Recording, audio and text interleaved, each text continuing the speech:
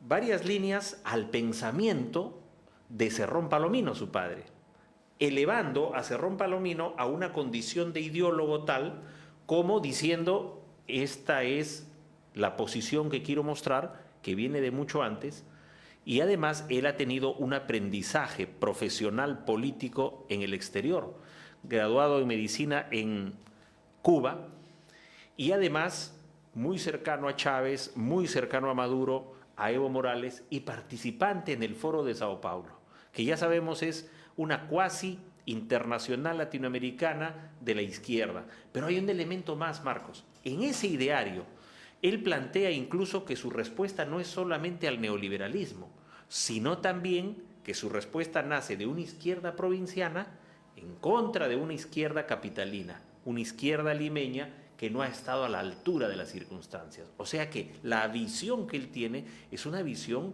marcadamente ideológica de un, digamos, componente comunista clásico. Sin embargo, si en el Perú tenemos el factor de Abimael Guzmán y de Sendero, como bien lo has descrito, en la relación Movadef-Conare, entonces aparece un Castillo en ese escenario, un Castillo que no tenía, digamos, un mayor predicamento más allá de una huelga del SUTEP y de haber pasado por Perú Posible. Sin embargo, como no había otro candidato, Cerrón le llama, le invita y lo hace candidato a la presidencia. Es decir, se junta el hambre y la necesidad. Un radical con un ideólogo como Cerrón, el radical Castillo, y juntos amalgaman ya un componente que es contestatario no solo contra el neoliberalismo, sino lo que es peor, contra la estructura misma de la democracia, que por más imperfecta que sea, es democracia al fin. Ahora, yo estaba revisando ese ideario y Vladimir Cerrón, no ha sido desmentido eso por el profesor Castillo, y tal vez por eso después vamos a hablar del tema de los debates. Nadie se ha percatado. Según Cerrón, el que llega al poder no es el candidato. Primero él dice, debe llegar el marxismo-leninismo, porque solamente con una ideología marxista-leninista, con sus derivados, se puede llevar a cabo una revolución, porque no se trata de llegar al gobierno, sino de tomar el poder. Y entonces él dice, siendo marxista-leninista, quien va a llegar al poder no es el candidato, sino el partido. ¿A qué partido nos estamos refiriendo? Porque dice, el partido va a crear en el poder y desde el poder las condiciones subjetivas, es decir, la toma de todo el poder, y el gobierno simplemente es operativo, o sea, no representa, él ejecuta lo que el partido decide, creando condiciones objetivas, y el gobierno las hace objetivas. Pero ¿quién manda? El partido. O sea, no es el gobernante, el partido. ¿Cómo entendemos esto? Bien, cuando uno analiza este ideario y el punto de vista que ha señalado que debería darse en distintos ámbitos, yo felicito por eso sentido común y a través de tus columnas que has venido advirtiendo esto hace muchos años y el desenlace al que podíamos llegar, también lo has advertido, es que Perú Libre es un partido llamado Perú Libre, pero es comunismo con otro nombre, el que lo tenemos ahora. Y el mismo lápiz ya lo hemos visto en los videos antiguos que desfilaban en Cuba, generando ahí pues las condiciones de su revolución cultural, educativa, en fin, desde tiempos de Fidel Castro. El partido es visualizado en ese programa como un movimiento de tal naturaleza que lo podemos ver en el caso de Corea del Norte, un partido comunista que tomó el poder y que no ha aflojado ningún tornillo de su estructura. Igual en Cuba, China, si bien tiene su versión capitalista, pero China esencialmente sigue teniendo el predominio del Partido Comunista, partido único. Entonces, él sabe a dónde va. Y cuando habla de partido, habla de militante, habla de cuadros. Incluso en el ideario de Cerrón hay una página que habla de la mujer socialista. Y el elemento frente a tu planteamiento, a tu pregunta, es que él plantea en el propio diario, uno es el que va a conducir el partido y el otro el gobierno. Quiere decir que cuando Castillo hablaba así, va a haber, no tiene nada que ver, eso ya está en su plan de gobierno, dividido. Pero el gobierno al final va a ser el reflejo de lo que los ucases que nazcan del Partido Perú Libre o Partido Comunista con otro nombre planteen. Es decir, con militantes, con estructura, con ideología, con filosofía, con la mujer socialista, con todos ellos, el partido va a ser el dueño de las vidas de muchas personas y eso va a tener que ser asumido por un gobierno como el de Castillo. Pero este tema tampoco ha sido aclarado ni se le ha podido preguntar al profesor Castillo, pero está escrito. Está escrito. En palabras muy simples, de acuerdo a eso, si llega Perú Libre al poder, no es Perú Libre, llega el Partido Comunista, Marxista, Leninista, Maoísta. Y es más, en el plan de gobierno ellos son claros. Y ya sabemos que ahora están en un episodio electoral como lo estuvo Chávez y que dijo que no iba a tocar a determinados sectores del empresariado y sin embargo, ¿a dónde llegó Chávez? Ya todos los conocemos. De ahí la versión Maduro. En el plan de gobierno ellos dan un golpe a la SIP, la Sociedad Interamericana de Prensa. Dan un golpe al Consejo de la Prensa Peruana, que si bien es una asociación en el Perú de 4 dueños, 5 dueños de periódicos, sin embargo ya él, tanto Cerrón y ahora Castillo, que asume ese plan de gobierno desde que está inscrito ante el Jurado Nacional de Elecciones, dicho sea de paso, acaba de exhortar el Tribunal de Honor del Jurado Nacional de Elecciones para que participen en los debates, que ellos rehuyen porque saben que ahí se va a reflejar todo lo que has analizado, Marcos, y es que ellos al golpear al Consejo de la Prensa Peruana, golpean también a la CONFIEP, golpean a todas estas instituciones, lo que sucede es que tienen muy claro qué es el poder para ellos. Desde la versión leninista, salvo el poder, todo es ilusión. Por eso es que nos preocupaba, creíamos que era un trípode, pero ahora tiene 4 bases, ¿no? El CONARE, Movadef, que viene a ser lo mismo, ¿no? Sendero, con la señora del Braem, que nunca se han dividido. No, para mí nunca se han dividido. Y cada uno tiene unos roles en este momento, ¿no? Y van a aflorar y están Cerrón, en su momento. Y están Tauro Humala. Entonces es el soporte del Partido Comunista, Marxista, Leninista, Maoísta que llega al poder y el gobernante es otra cosa. Y la pregunta es, ¿qué hacía allí la señora Verónica Mendoza? ¿Qué hacen los caviares rosados? Si te leo este párrafo nada más, perfecto. Dice: reconocemos que en nuestro país existe un tipo de izquierda que solo vive para oponerse a cualquier iniciativa buena o mala porque no se ha preparado para gobernar. Menos sabrían qué hacer de llegar al poder. Los caviares que conocemos. También existen las que al haber claudicado a su misión histórica han optado por el camino del empresariado bancario, laboral, ONG. Es la izquierda reformista ONG y revisionista que hablaba en los textos clásicos tanto Lenin, Rosa Luxemburgo y otros más, ¿no? O sea que las coordinadoras de derechos humanos, IDL y los demás defensores de medio ambiente son arrancados de para cuajo, estos son traidores y van a ser eliminados. ¿Y qué hacen pactando con esta gente? Así es. Y hay una reflexión histórica también, Marcos, y es que al final los mencheviques terminaron siendo almorzados por los bolcheviques. Y mutatis mutandis, lo que hay con estas izquierdas, Rosa, la rabanita, los rábanos, la izquierda caviar, la izquierda pastrula, etcétera, esas izquierdas van a ser arrancadas por quienes sí tienen conciencia de clase, para hablar en términos marxistas-leninistas. Sí. Ellos son gente con conciencia de clase y lo tiene CONARE y Movadef, que van a salir con todo en su oportunidad y momento porque tienen una estrategia. Y esa estrategia los ha llevado ahorita a ir a la segunda vuelta. Ahora, controlando el poder, lo que propone este ideario es descentralizar, darle mayor poder a las regiones para forjar un gobierno federal. Sí, es delicado, rompe la estructura misma del Estado peruano. Ya la quebró, por eso que cuando propone la nueva Constitución... A un proceso de república federal.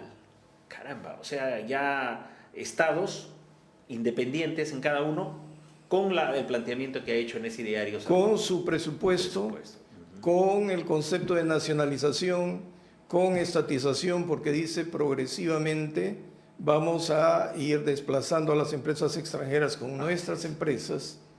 Y hay un dato curioso, que él propone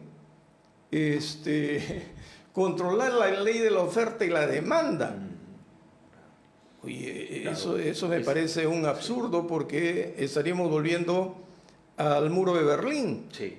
Con la caída del Un muro, retroceso. con la caída del muro de Berlín se acabó el tema de control de la oferta y la demanda dentro de un país aislado. Si no se abrió en el mundo la relación entre las naciones, respeta la ley de la oferta y la demanda. La China nos compra cobre cuando. Ya se tratados de libre comercio.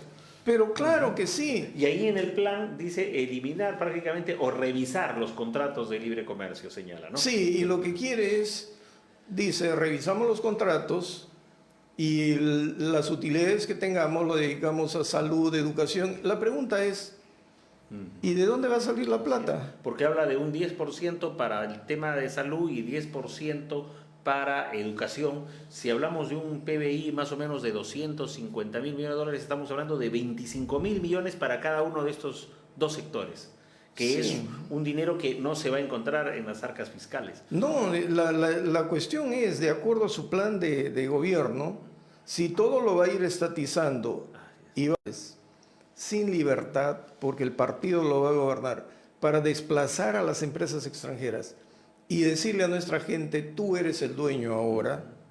La pregunta, y dice, no vamos a tener deuda externa porque la vamos a pagar con nuestras ganancias. Y prioridad la deuda interna, dice también, ¿no? Sí, y la pregunta es, ¿de dónde va a sacar dinero? ¿Quién va a venir a invertir acá? Colombia acaba de pedir 11 mil millones de dólares al FMI para superar la brecha fiscal que tiene, y es el tema de pandemia, y es una falta de realismo completo estos planteamientos sueños de opio. Pero Cuba, cuando teníamos el muro de Berlín, vivía porque Rusia le regalaba presupuesto. Subsidiaba a Y Rusia. después que se cae el muro de Berlín lo deja a su suerte.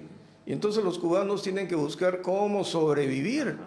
¿Acaso Maduro, cuando se le cerraron las puertas, porque tienen la misma ideología, mis empresas nacionalizo, estatizo, etcétera, no fue a robar empréstitos en China? Claro.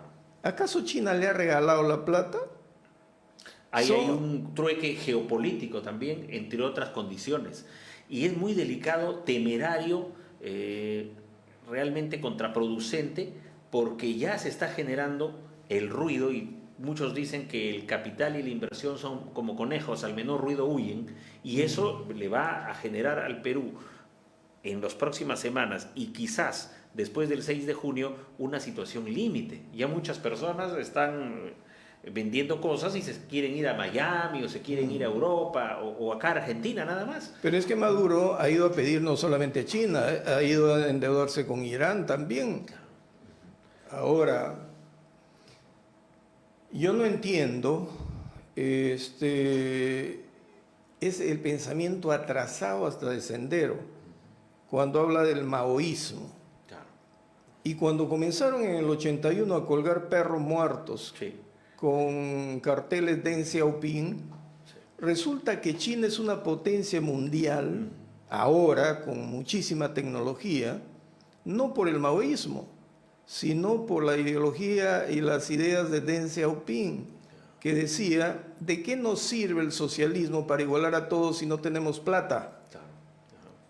Y eso aprovechó Kissinger, me acuerdo, éramos estudiantes todavía, cuando desarrolla su estrategia Kissinger, cuando era ministro de Nixon. Secretario de Estado. Así es, va a Rusia, y por primera vez en Rusia una planta de Coca-Cola, Pepsi-Cola, me acuerdo. Se va a China, pero los chinos fueron más inteligentes, o no sé, o más vivos. Pero es que los chinos tenían a los ingleses. Sí, pues, Con y Hong Kong, que regresó en el Shanghái. año 1999 a ellos, ¿no? Después de Así de es, pero es que Hong Kong y Shanghái con los ingleses era una potencia de ciudades, eran ciudades potentes. Entonces, ¿qué hacen los chinos? llega a un acuerdo y dice, ven, invierte, Así es. invierte, te regalo mis trabajadores, porque era mano de obra barata, muerta de hambre. Sin embargo, copiaba tecnología. Mira, ¿cuánto tiempo ha pasado el 72? Sí, pues, 40 años. 40 años. Y en 40 años China le está compitiendo a Estados Unidos. Y la pregunta para estos totalitarios de los 60 es cómo nos explican que según todos los datos, China tiene el mismo, casi 100 menos, casi el mismo número de billonarios que Estados Unidos. Estados Unidos, así es. ¿Cómo te explicas eso? Claro, realmente los comunistas peruanos, frente a este análisis, no tienen discurso. Lamentablemente, en la primera vuelta, los candidatos a la presidencia y ahora en la segunda, esta parte del debate y los medios de comunicación que han caído solamente en la grita desesperada, no van al meollo del asunto para confrontar con estos personajes este tipo de ideas, porque es un contrasentido, ¿no? Con una China de Deng Xiaoping que colgaban los perros, como bien lo has recordado, iniciando el inicio de la lucha armada, ellos sencillamente se han quedado, como dices, en los años 60, porque ya China, cuando ve el know-how recibido de parte de Hong Kong, con millones de chinos de Hong Kong que ya estaban en el mundo capitalista, no podía cortarse el brazo capitalista y botarlo.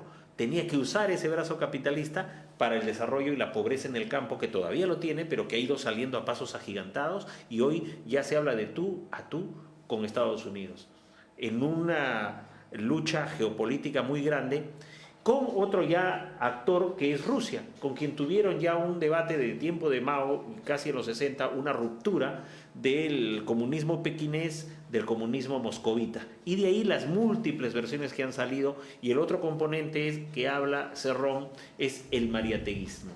Un mariateguismo también que no ha sido muy bien estudiado por las izquierdas en el Perú, porque Mariátegui hablaba de marxismo sin haber ido a conocer la revolución en sí marxista. Aya de la Torre viajó y conoció la revolución bolchevique en Rusia y estuvo mucho tiempo ahí. En cambio, Mariátegui había estudiado el marxismo en los libros. Además, mientras Aya de la Torre era deportado, perseguido, él era exiliado y lo enviaban en un barco, se iba a México, el otro iba premiado y pagado con el dinero de Leguía para ser un trabajador diplomático en Italia. Ese es el mariateísmo del que hablan estos señores, que no ha sido bien estudiado, pero dicen, no, es el mariateísmo como Abimael Guzmán lo entendió por el sendero luminoso de Mariátegui, decía. Y sí, es una de las versiones que ellos habían desarrollado en los años 60 todavía. Así es. Entonces, recapitulando, no llega el señor Castillo ni Perú Libre, sino llega el Partido Comunista, marxista, leninista, maoísta, de acuerdo a esto, al poder. Y quien tiene el gobierno para hacer objetivas, dice, las cuestiones subjetivas del partido, es el gobernante de turno. ¿Y cuál es su economía? Primero dice, mira, una nueva constitución. Pero ¿qué quieren con la nueva constitución? ¿Te acuerdas esa canción de izquierda de los 60, que la tortilla se vuelva y que los ricos coman excremento? Exacto. No, esa prédica está. Esa canción, sí. Es que hemos regresado al obsoleto. Ellos hablan de una economía popular, ¿no? No, aquí de eso te quiero hablar. Primero dice que la nueva constitución política debe redactarse mediante una asamblea constituyente, la misma que debe concluir en el desmontaje del neoliberalismo y plasmar el nuevo régimen económico del Estado. ¿Cuál es el nuevo régimen económico del Estado? La economía popular con mercados, es decir, la economía popular con mercados significa que ellos van a controlar la ley de la oferta y la demanda. Dios santo, ¿y quién va a ofertar? ¿Y quién va a consumir? Claro, ya es regresar pues a lo que ellos hablaban, ¿no? Destruir todo para construir de nuevo, cuando fue la prédica de Sendero Luminoso, y su ejército guerrillero popular hablaba pues de esta guerra del campo a la ciudad. Es decir, vamos a regresar a épocas feudales y a una posición radical donde ellos quieran llegar a un comunismo primitivo. Y al final eso es lo que se va a convertir, porque esto trae una cadena. Si la gente se va, si la gente comienza a vender sus cosas, si ellos comienzan a establecer su economía popular, su asamblea constituyente, sus reformas, y comienzan a hablar de la mujer socialista y por tanto de los militantes, entonces vamos a llegar a un partido comunista, como dices, es realmente el que toma el poder, y ellos van a querer hacer unas reformas aceleradas, con la cual la pauperización va a ser más rápido que la que ha tenido Venezuela incluso. Ahora mira lo que dicen, en qué consiste la economía popular de mercado. Estado regulador, es decir, cambiar el Estado por un Estado que regule el mercado. ¿Cómo lo va a regular? Oferta, demanda, inversión, no te lo explica. Un Estado podía aguantar eso en los años 60, pero hoy con la globalización y en pleno siglo XXI es muy difícil que un Estado aguante esa economía. Luego dice, cambio del Estado centralista que beneficia económicamente a la iniciativa privada por un Estado descentralizado. Eso quiere decir que no hay iniciativa privada. ¿Ya? Es del Estado. Un Estado descentralizado fiscal y tributario o república federal, claro, que beneficie al sector público y privado. ¿Cómo se entiende esto? Lo otro, Estado fuerte y con facultades. Cambio del Estado vigilante supervisor por un Estado interventor, planificador, innovador, empresario y protector. Claro. Y viene el Estado redistribuidor de riqueza, industrializador. ¿Cómo va a industrializarse? Por eso que están con la Asamblea Constituyente, porque los actuales marcos de la Constitución nunca van a permitir eso. Tienen que hacer la reforma. Ese es el objetivo que ellos quieren. Con un Congreso en el cual no tienen mayoría. 37 congresistas donde se debe consensuar, porque es el sistema parlamentario que obliga a eso cuando hay una fragmentación de 10 bancadas, entonces llegaríamos a un caos terrible. Ahora, cuando habla de seguridad ciudadana, dicen que la seguridad ciudadana va a reposar en organizaciones del pueblo. O sea, ¿qué se llama pueblo? Según ellos dicen, el pueblo para ellos es la población marginada. Y si ese pueblo se va a encargar de la seguridad ciudadana, dice, con unas políticas que no afecten sus horarios laborales. Y luego señalan que la policía la van a profesionalizar, pero la van a parametrar. Y va a depender del alcalde. O sea, si es un Estado federal, entonces lo que nos está diciendo después los gobiernos locales, el jefe político es el alcalde y la policía depende del alcalde, pero como jefe político, la policía como elemento operativo va a depender de la población que controla el vecindario. Entonces, nadie ha explicado esto tampoco, porque tiene lógica, ¿no? Si el partido gobierna, señala los lineamientos políticos, el gobierno ejecuta, entonces esto tiene que ser una pirámide. Sí, jala una cosa con otra y viene pues el poder popular. Por eso viene el poder popular y todo emana del pueblo y por tanto se rompen las estructuras, las instituciones, la institución policial y caemos ya en en brigadas rojas prácticamente. Pero claro, ¿no? Y que van a ser los dueños y por tanto se va a romper la predictibilidad, se va a romper la legalidad y viene ya la arbitrariedad, el totalitarismo. De ahí la relación con Irán, con Corea del Norte, es decir, con gobiernos totalitarios, ¿no? Y acá viene el tema de los medios de comunicación. Cuando dicen que no debe estar en manos privadas, porque ellos defienden sus intereses. Tiene que estar en manos del Estado. Y fíjate, dice, legado de Lenin y Fidel. Gran razón tenía Lenin cuando manifestó que la verdadera libertad de prensa en una sociedad solo es posible cuando ésta se libere del yugo del capital. Asimismo, Fidel manifestó, el problema no es que mientan, el problema es cómo nosotros decimos las verdades, invocándonos a no tener esperanzas que la izquierda utilice los medios de la derecha para hacer su revolución, pues lo que aquí queda es la creatividad de las masas. Esto que es simplemente literatura, pero puesto en la práctica, es sangre, es confrontación, porque esto no es pacífico. Establecer un plan de gobierno de estas características y llevarlas a la praxis política rompe realmente la paz social, los conflictos se agravan y la persecución va a llegar y las cárceles llenas de perseguidos políticos. Sí, porque ahora para los jueces, a los jueces, Sí, elección.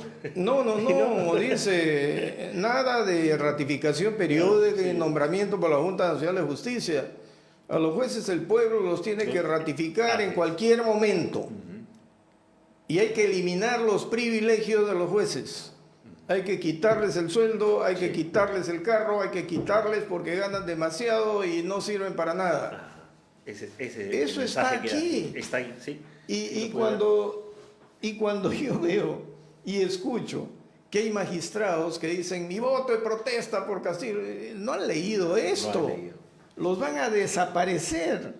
Entonces, no estamos ante un voto de protesta, sino estamos ante un proyecto totalitario donde el Partido Comunista, marxista-leninista, maoísta, estará feliz. Esto obliga a una reflexión muy sí. grande el día de las elecciones y desde ya por parte de los ciudadanos, porque, claro, la protesta aquí se va a convertir básicamente en ser cómplices de un gobierno que va a destruir la economía, va a destruir las instituciones y va a destruir el Estado y la nación, porque la República Federativa que has mencionado y que lo hemos leído en este plan, lo que va a hacer es agudizar más las tensiones y las expectativas de muchos pueblos y que van a propender a independizarse. Sí, pero ya sabemos... Porque... Hablan de plurinacional, sí, somos así es. un Estado plurinacional. Pero ya sabemos nosotros con las experiencias que hemos vivido antes y con lo que viven otros países, que después vamos a ver a nuestra gente buscando comida en los basurales. Pero vamos a ir al corte, porque hemos llegado a la media hora, y en la segunda parte tenemos que analizar qué ha fallado en el neoliberalismo y en la Constitución que tenía todo para ser extraordinariamente bueno para nuestra gente, qué ha fracasado para que tengamos esta reacción, Claro. Y la reacción chilena y la reacción colombiana. Entonces nos vamos a la pausa y volvemos, estimados amigos.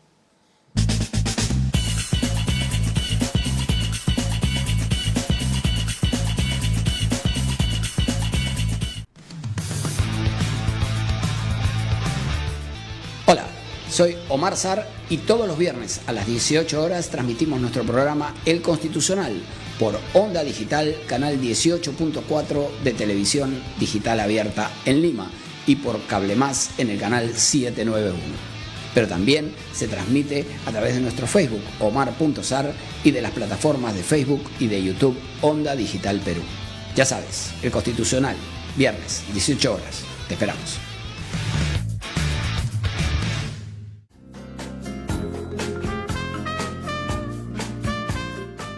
Este y todos los viernes regresa La Firme con Coqui Bar por la gran señal de Onda Digital Perú, señal abierta 18.4, Cable Más 791. Nos pueden seguir en nuestras redes sociales. En Instagram estamos como Onda Digital Perú y en Facebook como Onda Digital Perú. Ya lo saben, todos los viernes a las 7 de la noche tienen una cita con nosotros en La Firme con Coqui Bar, el retorno.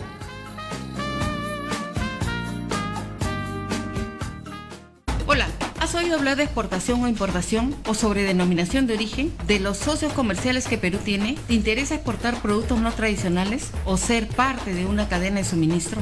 Soy Gloria Ramírez, profesional en comercio exterior y he venido a despertar ese bichito exportador que llevas dentro. Y si eres de los que perseveran, este programa es para ti. Todos los martes a las 9 de la noche te invito a mi programa informativo en positivo Persevera Empresarial. Aquí, en Onda Digital, señal abierta, Lima 18.4 y Cable Más, canal 791. Y sus redes sociales en Facebook, Twitter e Instagram.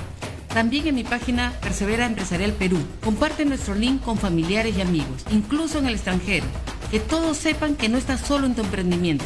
Nosotros estamos contigo. Ya sabes, los martes a las 9 de la noche en Onda Digital 18.4.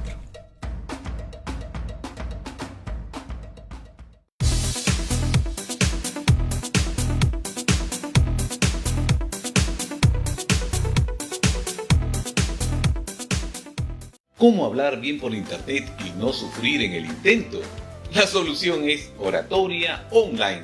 Aprende todas las técnicas de la elocución, comunicarte efectivamente con tu público y además aprendes plataformas virtuales y recursos digitales. Por eso, inscríbete antes de este 12 de mayo que empezamos el curso que te convierte a ti en el mejor profesor, en el mejor vendedor y hasta en el mejor comunicador.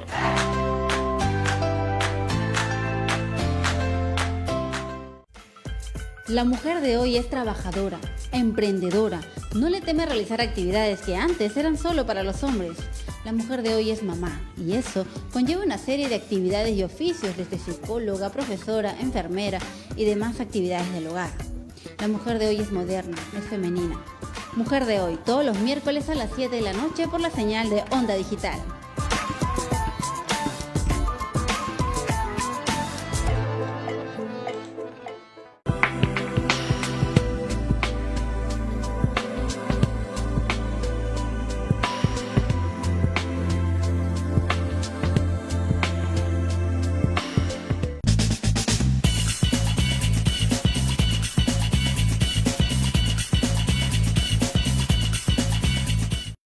Estamos de vuelta y antes de pasar a analizar en qué fracasó el modelo y por qué la Constitución no ha logrado los fines teniendo todo, hay un derecho fundamental, ¿no? O varios en un dispositivo. El derecho a la información, a la opinión y a la expresión. Sí. Ahora, el derecho a la información significa no solamente informar, expresando lo que uno piensa, dando su opinión, sino a ser informados. Por eso es que existe la ley de transparencia, para que todos tengamos posibilidad de acceder a la información pública. Ahora, en un proceso electoral, cada candidato puede ir a contarle su historia y convencer en una plaza a la gente que lo escucha. Porque si tú le das lo que quiere escuchar, te va a creer. Pero en los debates, cuando viene la crítica, viene la réplica, la dúplica, y se analizan esos temas, entonces se racionaliza la información. ¿Por qué el señor Castillo no quiere debatir y el Jurado Nacional de Elecciones se muestra tan débil cuando los peruanos tenemos derecho a ser informados de cada punto de los planes de gobierno? O sea, ¿está bien el Jurado Nacional de Elecciones? ¿Les falta carácter? En realidad, hablaba de la exhortación que ha hecho el Tribunal de Honor. Aún así, pese a que dice se van a hacer, se van a dar y que han firmado un compromiso, un pacto ético y deben cumplir, sin embargo ha sido débil todo este tiempo. Además, 4 miembros que deberían ser 5. El señor Salas ha sido errático en muchas cosas, pero vemos un Jurado Nacional de Elecciones con poco liderazgo, con menos autoridad. Y esto ha permitido de que se salgan de los marcos legales electorales partidos como el de Perú Libre. La decisión de firmar un pacto ético, de respetar las normas democráticas, ellos la van a, tarde o temprano, hacer tabla rasa, porque ya sabemos de dónde vienen, qué quieren y a dónde van. Están jugando a lo que ellos llaman el Estado pequeño burgués, a su marco legal, que es parte de una superestructura que ellos van a tratar de corregir y cambiar para sus intereses, para crear otra superestructura, y por tanto los marcos legales van a ser trastocados. Por eso es que no les conviene debatir, y menos que se reflejen todas estas cosas. Y has dicho un término muy importante: este face to face, estos debates permiten, como lo hemos visto en Estados Unidos, incluso a nivel de vicepresidentes, y reflejar en el elector el respeto al ciudadano que va a votar, porque yo voy a debatir para que el ciudadano elija bien, se informe mejor, pero no les conviene a ellos estas formas democráticas, porque en esencia su modelo, su aprendizaje, su práctica es totalitaria. Sí, pues, pero es una falta de respeto para la gente que quiere definir su voto y quiere escuchar más, que empiece un jueguito de burlas, ¿no? Está bien con todo lo que tenga la señora Fujimori, pero ya le aceptaron Chota, sí, luego Santa Mónica, luego con los papás para ir a Barbadillo seguramente, sí, pero esos son mensajes subliminales para golpear al rival, pero a la población es una falta de respeto. El otro elemento es la falta del equipo técnico, ¿no? Que también la gente dice, oye, bueno, tú eres un partido, tienes un plan, y tu equipo técnico también corriéndose del mismo. Pero es que no hay, de acuerdo a esto. Como te dije, esto lo hizo solo Cerrón, un solo hombre ha hecho ese plan de gobierno. Entonces, esto a la larga va a ser un culto a la personalidad. Ya sea, primero van a jugar a la personalidad de Castillo, después de Cerrón, y después entre ellos seguramente podría haber divergencias, ¿no? Sí, pero esto obedece a un plan de partido. De partido. De partido, no de Perú Libre. Así es. Es partido marxista-leninista, Efectivamente. maoísta. Esto es, y eso es lo que deberían aclararnos. Ahora, ¿qué ha sucedido con nuestro marco neoliberal? ¿En qué ha fallado el Estado? Podría ser en que no se atacó a fondo el tema de los monopolios y el oligopolios. Es uno de los elementos. ¿Cuál sería el otro? El otro elemento es, por ejemplo, el preservar el interés nacional para determinados recursos. Chile vive del cobre, al menos en el tema militar, miles de millones de dólares han salido de Codelco y han financiado su modernización bélica. Nosotros tenemos el gas de Camisea y sí ha visto ahí un divorcio. Por más los actores políticos, los Toledo, los Kuczynski y otros, en el tema de los services, por ejemplo, ¿cuántas veces se habló de los services, sobre todo en el 2006 y del 2006 al 2011, después llegó Humala, en ese quinquenio 6 al 11 no se hizo nada frente a los services, la gente se sintió defraudada. Justamente estuve con unos amigos el otro día y como han obligado a usar doble mascarilla, pues uno tenía solo una y dice voy a ir a Incafarma a comprar la otra. Fue a Incafarma y resulta que le dijeron, no señor, no vendemos una mascarilla, vendemos de 5 para arriba. Y acá está el sobrecito de 5, que no es de fábrica, que alguien ha maniobrado y ha metido 5, en cada sobre lo engrapa y te vendo las 5. ¿Qué pasa si un chico universitario o alguien en necesidad tiene solo un sol? Para comenzar, que esa mascarilla en realidad hasta en los puestos de periódico está a 80 céntimos. Incafarma lo vende a 5 soles porque solo quiere vender 5. ¿A qué grupo pertenece? Un grupo económico que ha hecho mucho dinero en los últimos 20 años. Ese chico con un solo sol no puede comprar esa mascarilla en Incafarma. ¿Qué pasa si le va el bus, ahora que hay poco transporte público? Pierde ese transporte público. Tiene que caminar hasta su casa porque no pudo comprar en esa farmacia la mascarilla, no pudo subir al coche, al bus. Lo asaltan en la esquina a la oscuridad de la noche. Todo eso es una cadena de cosas. La injusticia de los trabajadores, la informalidad laboral, que Kuczynski dijo que tenemos pues una informalidad muy grande, más de 72, 75%, y no hizo nada para enfrentarla, habiendo sido su caballito de batalla. Hemos fallado en muchas cosas, Marcos. Ahora, partamos del oligopolio y monopolio.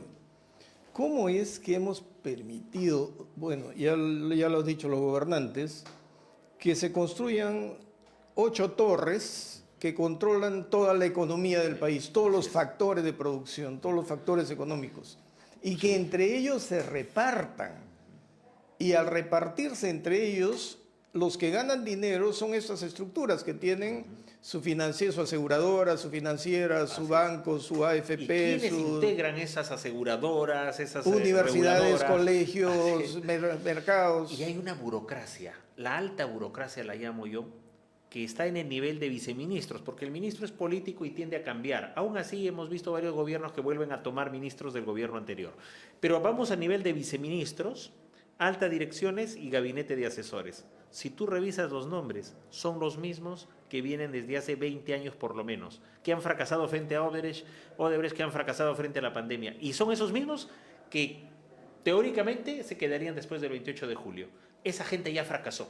Y con altos sueldos, ¿ah? Sí, son los mismos, y ahí hay un tema que la señora Y van Fujimori... a Indecopi, y van a SUNAS, Sí, y van al otro CIPEL, van al OCE, a los OCE, entes reguladores, a migraciones. y se corrompen porque el Club de la Construcción, ¿de dónde salió? De esas torres. Se pusieron de acuerdo, vino Odebrecht. Acabamos de formular una denuncia en Energía y Minas porque el viceministro, que hoy es ministro, era viceministro con Vizcarra y tiene 20 años trabajando en la administración pública, y hay temas muy delicados en minería que no han visto, incluso se mandan a hacer consultorías para cosas que ya existen, temas que ya se vieron, y siempre ganan los amigos. Ahora, en los service en realidad aquí lo desnaturalizaron, porque el service obedece a una concepción moderna de administración que significa la tercerización, outsourcing, eso, la tercerización, que en Estados Unidos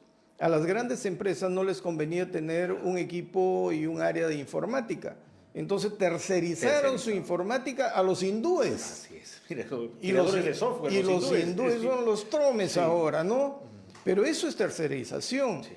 tercerización no significaba explotación.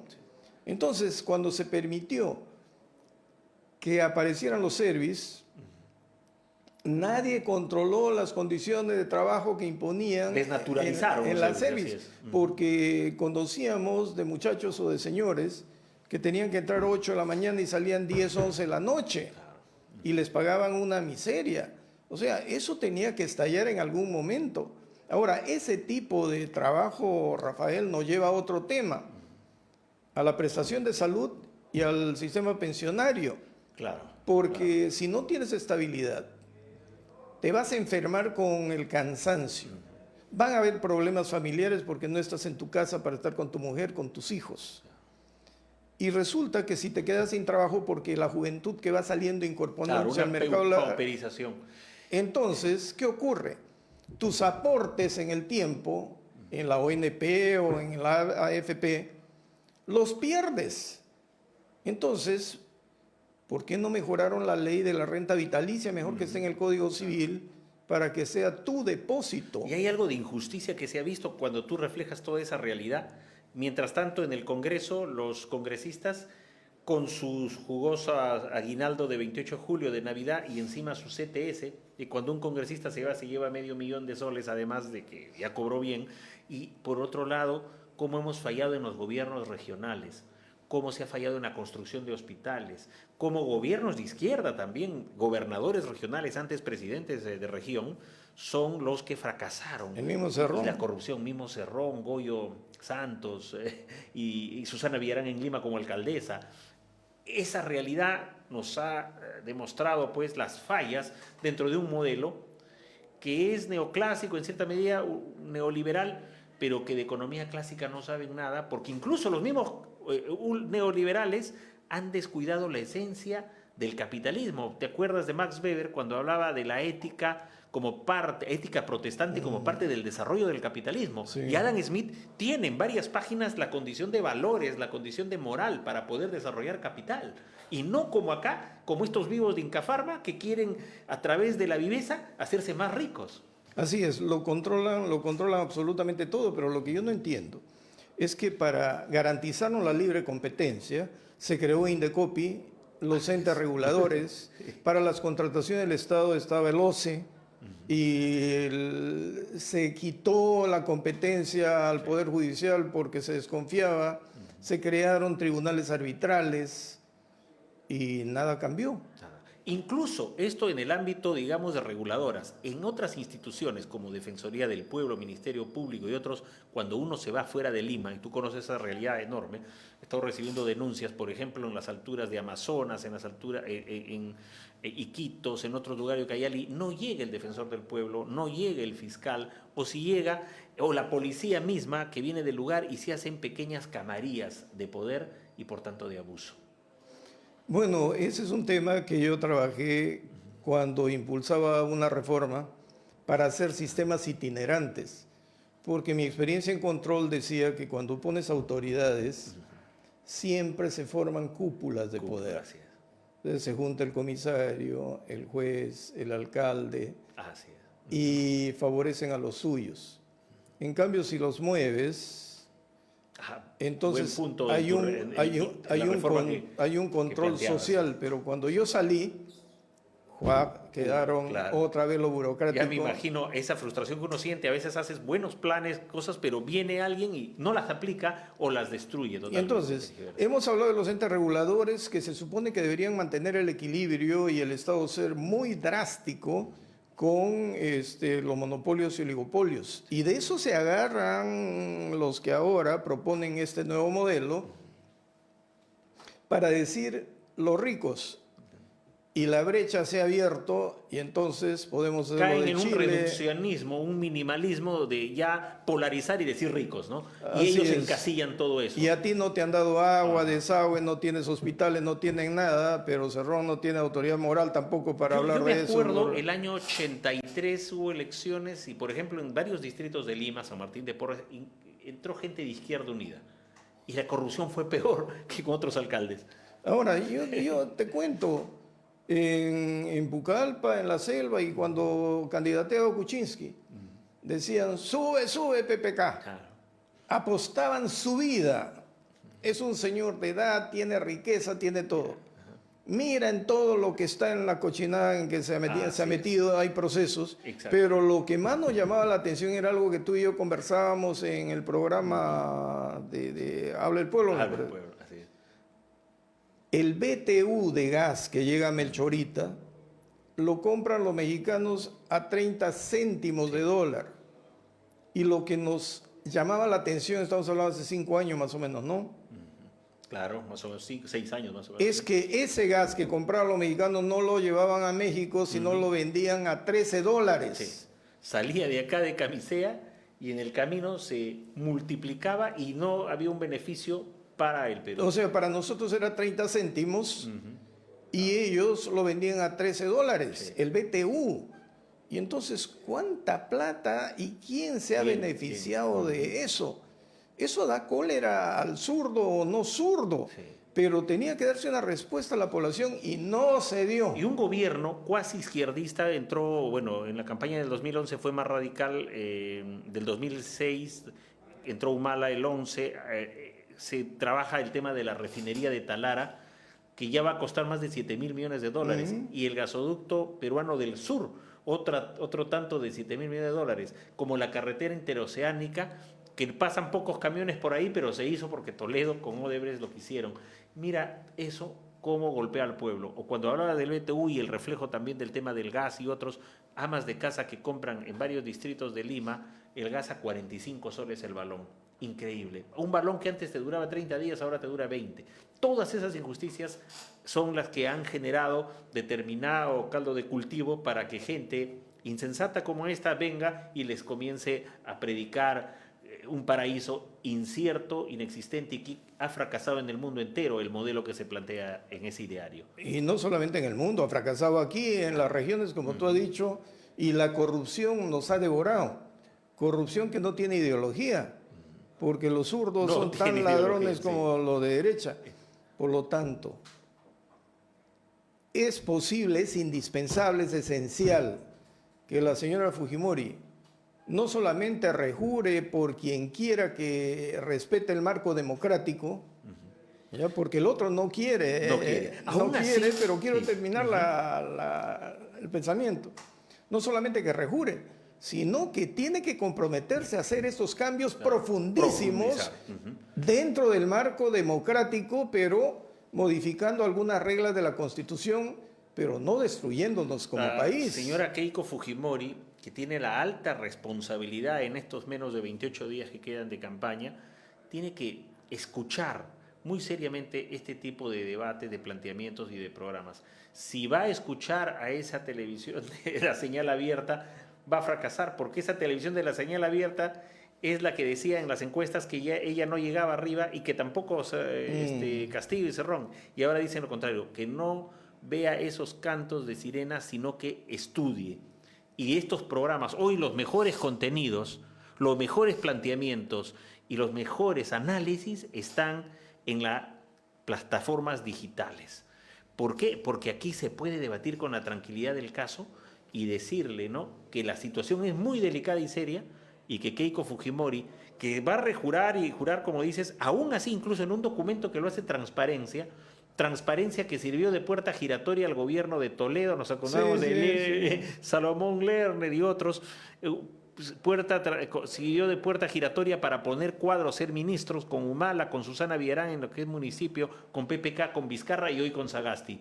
Entonces, la situación es muy delicada y lo que valen son verdades. Sí, pues yo siempre he hablado de las dos yucas, ¿no? Sí. Juran por su mamacita, pero la yuca de Fujimori y la otra yuca que se puede venir. Por lo tanto, si estamos leyendo el plan de gobierno y hemos identificado dónde han estado las fallas, la señora Fujimori nos tiene que dar una respuesta sobre oligopolios y monopolios, sobre entes reguladores, sobre Indecopi, sobre el sistema de justicia, sobre saneamiento físico legal, agua y desagüe. Y no a la ligera, Marcos, como lo hizo en Chota, diciendo que parte del dinero del canon que ingresa lo vamos a repartir en líquido para las poblaciones, porque eso amerita otro tipo de medidas y complementos, sino que lo diga bien. y Sí. que si bien dice tiene un plan de gobierno de 90 páginas, si bien los planes no se miden, el uno tiene 77 como el otro 90, sin embargo, que su equipo técnico madure también y no cometa los mismos errores que han cometido en gobiernos del pasado. Sí, pero con respuestas precisas, Precisas. concretas. Bueno, Rafael, Ese el es- tiempo nos ha ganado y Gracias. muchas gracias. Ahora sí, ti, el Marcos. programa ha salido completo y esperamos que sea de utilidad para esclarecer mucho en el pensamiento y en la decisión de la población al momento de votar. Con ustedes, estimados amigos, hasta el jueves, porque este ha sido un programa especial. Hasta entonces.